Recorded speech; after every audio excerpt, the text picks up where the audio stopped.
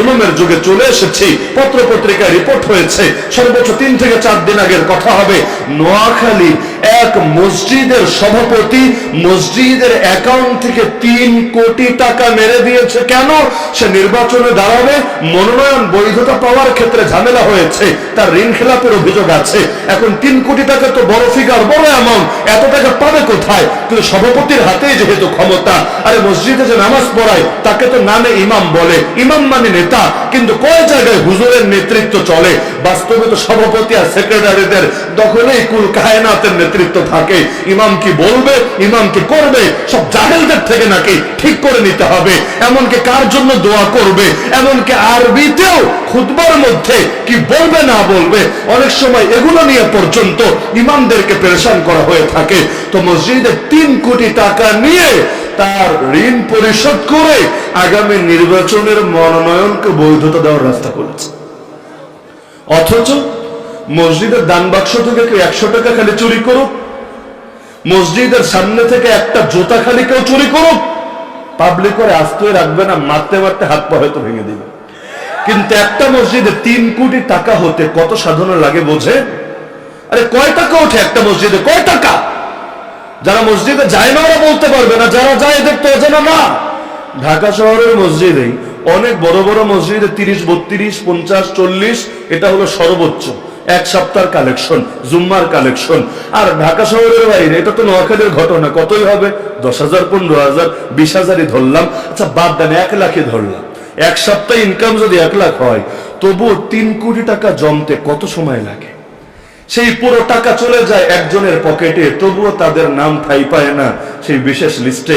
শ্বেতপত্র নামের যে বই বের হয়েছে, এটা অনেকে দেখে নেই। 116 জনের তালিকা দেখেছে, আমি বই first to last line line পড়েছি। পুরো বইয়ের কোন জায়গায় কাকে কি অপবাদ অভিযোগ দেওয়া হয়েছে সব দেখেছি। এক বইয়ের খণ্ডন যদি আমরাই লেখা শুরু করি, কয়েক খণ্ডের বড় বই হয়ে যায়। তো এই জুলুমগুলো নিয়মিতই হচ্ছে। কেন? ওই যে বললাম, ডু অর ডাই, হয়তো করবেন না হলে মরবেন। দুনিয়ায় মাইরো খাবে মুসলমানরা, দেশে দেশে তো মুসলমানের রক্ত।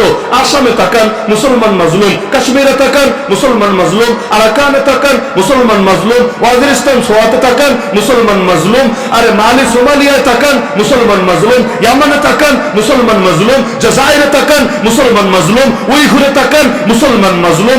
গোটা দুনিয়া, এমনকি মুসলিম দেশগুলোতেও তো আজকাল শুধু মুসলমান না, মুসলমানদের শীর্ষ কর্ণধার আর নেতৃত্ব দেয় যারা, সে উলামায়ে কেরামরাও মাজলুম।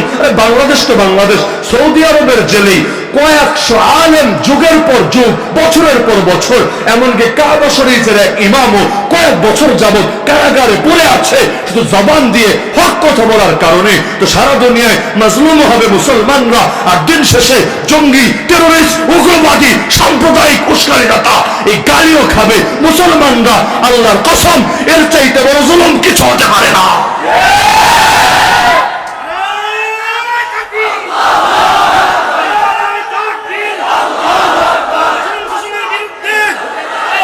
অনেক জুলুমের যুগে চলে এসেছি। পত্র পত্রিকায় রিপোর্ট হয়েছে সর্বোচ্চ 3 থেকে 4 দিন আগের কথা হবে, নোয়াখালী এক মসজিদের সভাপতি মসজিদের অ্যাকাউন্ট থেকে 3 কোটি টাকা মেরে দিয়েছে। কেন? সে নির্বাচনে দাঁড়াবে, মনোনয়ন বৈধতা পাওয়ার ক্ষেত্রে ঝামেলা হয়েছে, তার ঋণ খেলাপের অভিযোগ আছে। এখন 3 কোটি টাকা তো বড় ফিগার, বড় অ্যামাউন্ট, এত টাকা পাবে কোথায়? কিন্তু সভাপতির হাতেই যেহেতু ক্ষমতা, আরে মসজিদে যে নামাজ পড়ায় তাকে তো নামে ইমাম বলে, ইমাম মানে নেতা, কিন্তু কয় জায়গায় হুজুরের নেতৃত্ব চলে? বাস্তবে তো সভাপতি আর সেক্রেটারিদের দখলেই কুল কায়নাতের নেতৃত্ব থাকে। ইমাম কি বলবে, ইমাম কি করবে, সব জাহেলদের থেকে নাকি ঠিক করে নিতে হবে। এমনকি কার জন্য দোয়া করবে, এমনকি আরবিতেও খুতবার মধ্যে কি বলবে না বলবে, অনেক সময় এগুলো নিয়ে পর্যন্ত ইমামদেরকে পেরেশান করা হয়ে থাকে। তো মসজিদে 3 কোটি টাকা নিয়ে তার ঋণ পরিশোধ করে আগামী নির্বাচনের মনোনয়নকে বৈধতা দেওয়ার রাস্তা করেছে। অথচ মসজিদের দান বাক্স থেকে কেউ 100 টাকা খালি চুরি করুক, মসজিদের সামনে থেকে একটা জুতা খালি কেউ চুরি করুক, পাবলিক করে আস্তে রাখবে না, মারতে মারতে হাত পা হয়তো ভেঙে দিবে। কিন্তু একটা মসজিদে 3 কোটি টাকা হতে কত সাধনা লাগে বোঝে? আরে কয় টাকা ওঠে একটা মসজিদে, কয় টাকা? যারা মসজিদে যায় না ওরা বলতে পারবে না, যারা যায় এদের তো অজানা না। ঢাকা শহরের মসজিদেই অনেক বড় বড় মসজিদে 30, 32, 50, 40 এটা হলো সর্বোচ্চ এক সপ্তাহের কালেকশন, জুম্মার কালেকশন। আর ঢাকা শহরের বাইরে এটা তো নোয়াখালীর ঘটনা, কতই হবে? 10,000, 15,000, 20,000ই ধরলাম। আচ্ছা বাদ দেন, 1 লাখই ধরলাম। এক সপ্তাহে ইনকাম যদি 1 লাখ হয়, তবুও 3 কোটি টাকা জমতে কত সময় লাগে? সেই পুরো টাকা চলে যায় একজনের পকেটে, তবুও তাদের নাম ঠাঁই পায় না সেই বিশেষ লিস্টে। শ্বেতপত্র নামের যে বই বের হয়েছে, এটা অনেকে দেখে নেই। 116 জনের তালিকা দেখেছে, আমি বই first to last line line করেছি। পুরো বইয়ের কোন জায়গায় কাকে কি অপবাদ অভিযোগ দেওয়া হয়েছে সব দেখেছি। এক বইয়ের খণ্ডন যদি আমরাই লেখা শুরু করি, কয়েক খণ্ডের বড় বই হয়ে যাবে। তো এই জুলুমগুলো নিয়মিতই হচ্ছে কেন? ওই যে বললাম, ডু অর ডাই, হয়তো করবেন না হলে মরবেন। দুনিয়ায় মাইরো খাবে মুসলমানরা, দেশে দেশে তো মুসলমানের রক্ত। আসামে তাকান মুসলমান মাজলুম, কাশ্মীরে তাকান মুসলমান মাজলুম, আরাকানে তাকান মুসলমান মাজলুম, ওয়াজিরিস্তান সোয়াতে তাকান মুসলমান মাজলুম, আরে মালি সোমালিয়ায় তাকান মুসলমান মাজলুম, ইয়ামানে তাকান মুসলমান মাজলুম, জাজাইরে তাকান মুসলমান মাজলুম, উইঘুরে তাকান মুসলমান মাজলুম। গোটা দুনিয়া এমনকি মুসলিম দেশগুলোতেও তো আজকাল শুধু মুসলমান না, মুসলমানদের শীর্ষ কর্ণধার আর নেতৃত্ব দেয় যারা, সে উলামায়ে কেরামরাও মাজলুম।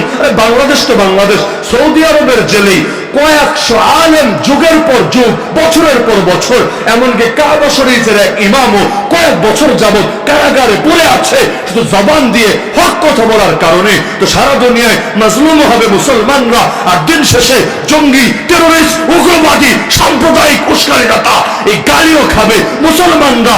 আল্লাহর কসম, এর চাইতে বড় জুলুম কিছু হতে পারে না।